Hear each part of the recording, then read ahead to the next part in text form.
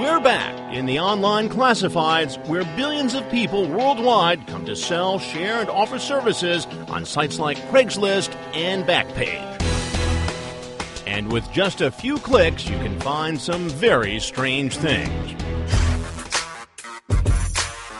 We begin at this house in Biddeford, Maine, watching on hidden camera as this woman arrives to do some cleaning.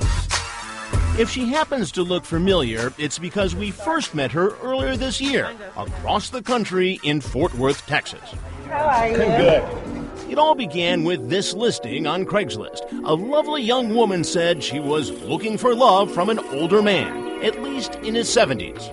A Dateline senior producer called her, telling her he was a 76-year-old widower named Sam. I want to enjoy life a little. She said her name was Jessica Travers and sent Sam these pictures. She said she was a 35-year-old single mom who needs $7,500 so she could make her way from Texas to New York to be with him. Sam said he was happy to help. I got some savings. Sam told Jessica he had a nephew, really a Dateline producer, who happened to be in Texas and would hand-deliver the money. I came along as his friend. And instead of this woman showing up, hey, how you doing? This woman arrived. I'm Jessica. Saying she was Jessica. How are you? Good. Jessica? Really? Now this is the post right here.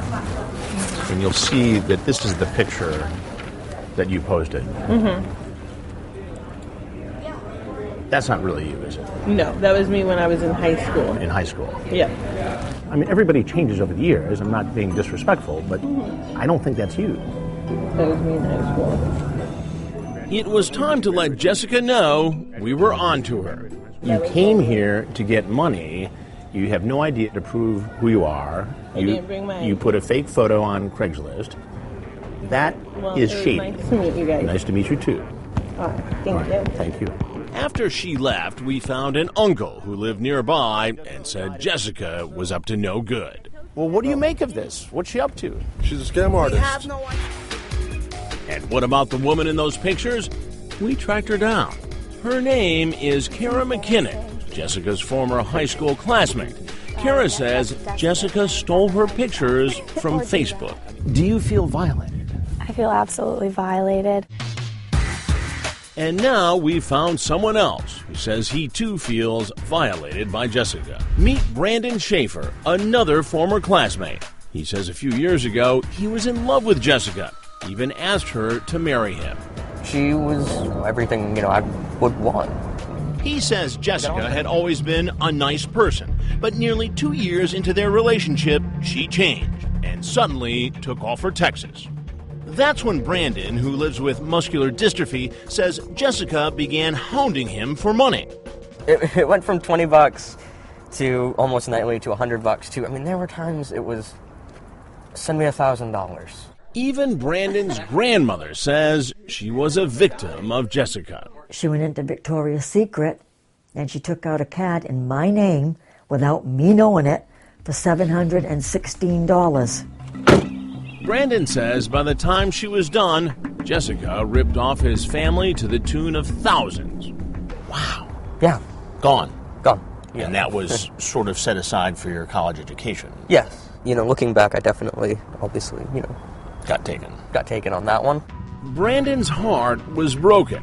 His bank account was wiped out. He says he confronted Jessica, but instead of an apology, Jessica rubbed it in. Listen to this voicemail she left him. Hey, Brandon, it's me, Jessica. I just wanted to let you know that the dollar we took from you was a scam. It was all a scam. All we wanted was your money, so thanks for the money. That's hard for you to listen to even today. Yeah, it's, that 23-second message changes everything. Brandon and his family have filed a police report regarding Jessica. And now we had a whole new reason to track her down. And once again, we found her on Craigslist. Not in Texas, but in Maine, offering to clean houses. I am a single mom looking to get some extra work. We knew she was not a single mom, but we didn't know if this was a scam or not. So to meet up with her, we rented this beach house and wired it with hidden cameras. Then we set up an appointment for Jessica to do some house cleaning. And here she comes now, along with her sister. Oh, hey, how you doing? I greet her as the homeowner. Looks like a bit of a mess here. That's Sabrina, and I'm Jessica. Hi, Sabrina. Hi, Jessica. How are you? You guys live around here? Jessica doesn't recognize me from our first meeting in Texas. And do you want me to, unload the dishwasher, too? Well, that'd be good. Well, Jessica, is it? Yep. Can I show you something just real quick? Yeah. So Oh, she's a here, little one second. taken aback when I begin to play that voicemail she left for Brandon. Hey, Brandon, it's me, Jessica. I just wanted to let you know that the Okay. dog you took from me was a scam. No, you gotta see this. Well, there's something you gotta know, and that's I'm Chris Hansen with Dateline NBC, and we had a conversation before, didn't we? Yeah. We're trying to do a sweetheart swindle on an elderly gentleman. But just like the first time we met her, she wasn't interested in hanging around. In her rush to leave, Jessica left her cleaning supplies and cell phone behind. She was back a few minutes later. Jessica, your ex-boyfriend Brandon says you took more than 20. Yeah, Brandon gave her that money. Yeah. You just need to get the She phone. took it under false pretense. No, Brandon up. I interviewed Brandon. How could Brandon's a liar! You don't know him! What did he lie about? Brandon gave her that money up front. I didn't take nothing. Brandon gave it to me. But Brandon says that's not true. And just before we met Jessica again in Maine, Brandon says he got this text from her apologizing for taking his money, saying, "I'm sorry, I just made a mistake." As for Brandon, he's still struggling to understand it all. You never saw it coming. Never saw that coming. We were supposed to be married, Who would ever thought we'd be here?